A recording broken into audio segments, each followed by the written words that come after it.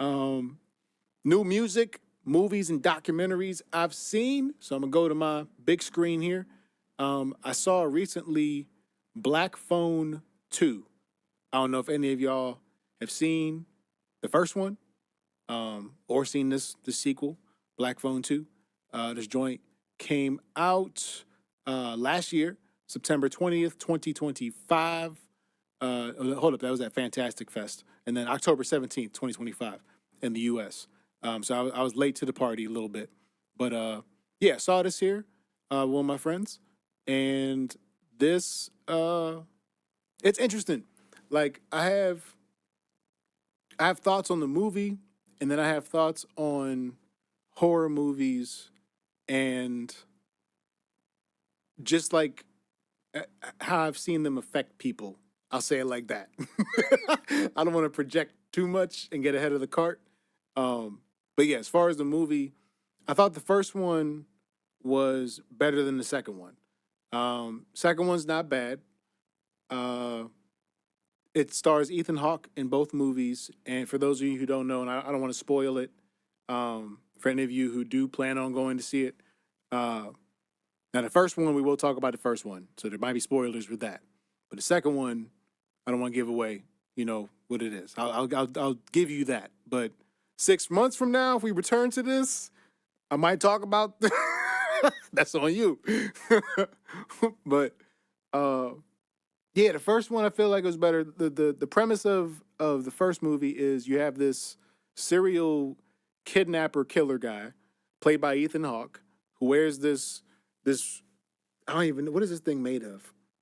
I don't know if it's like a ceramic mask. It's this weird looking, like eyes wide shut ceramic devil mask, right? And he wears that joint, but like he kidnaps the kids in the neighborhood, and then they end up unalived, and basically what the main character of the first movie, he gets kidnapped and he inside this room, and it's just this cot, this bare ass mattress cot, and a black phone on the wall that doesn't work, but it does.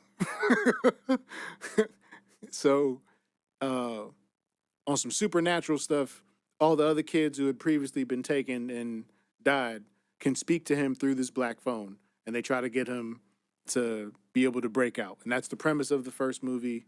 The second movie, without spoiling it, uh, he finds a way to come back, right?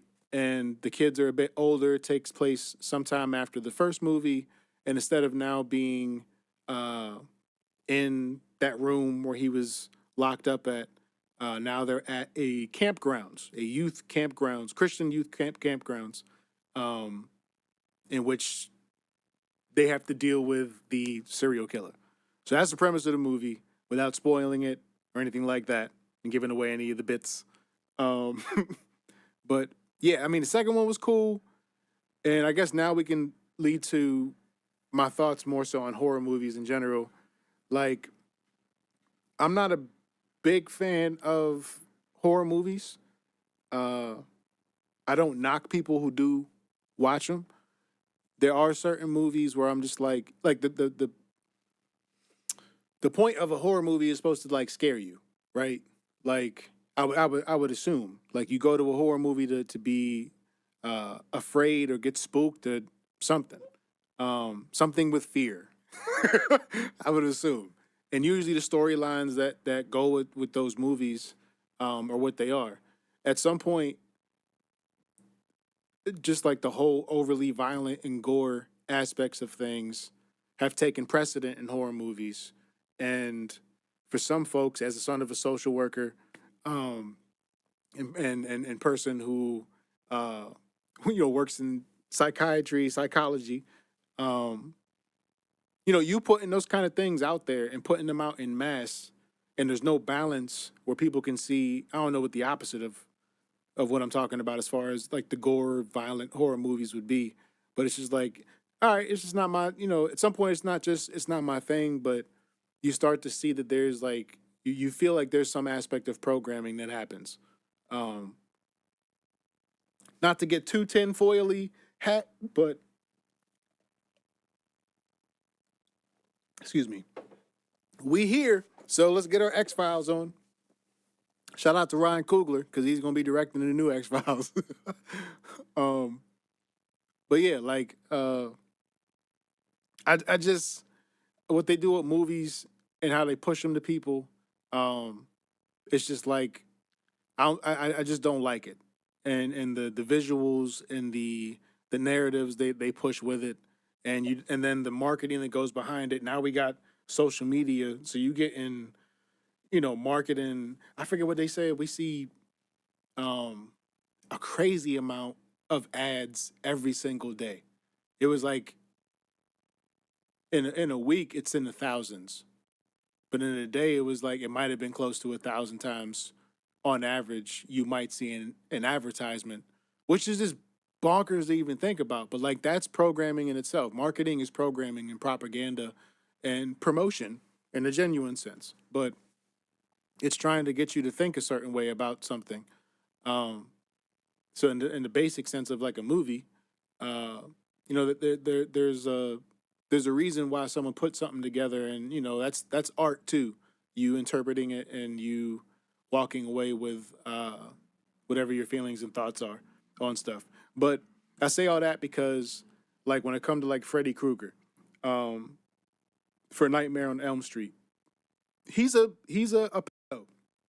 Like, and he gets placed up on a pedestal as far as like villains and stuff. Like, he gets glorified, basically, is what I'm talking about. So for me, I'm always careful of these movies where like there's like a villain, and now you want the villain to take center stage in a way in which it feels like we're rooting for them, especially now that we have like these live action adaptations of different villains that come from like the superhero universe, mixing in with all this stuff. The lines start to get blurred.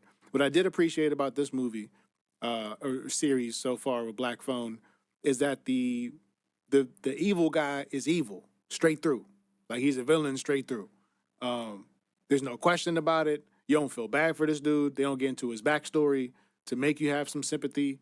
Like, it's just, you don't have to care. He's an evil guy. You want to see him die. You want to see him uh, go down at the end. And I appreciated that because, again, like, I feel like there's some horror movies where it's like at some point they end up having you root for the villain, and they're pulling you in with this psychology. And a lot of times the villains are just like twisted.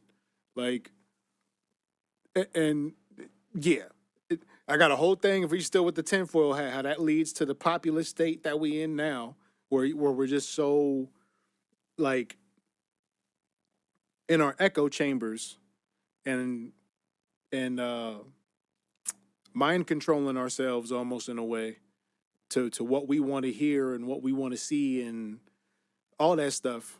Um, you get shown that thrown in whatever your feeding algorithm is, it can get dangerous, and we see that. So it's not like I'm bugging or going off the deep end with it. Um, and again, going back to what I was saying at the beginning of the podcast, I want to have conversations about stuff, and it can be continuing conversations. So it's not just like bringing something up for the sake of bringing it up, but like hopefully, you can further different things that are being said, uh, have different opinions, counter opinions, and things on it. So yeah,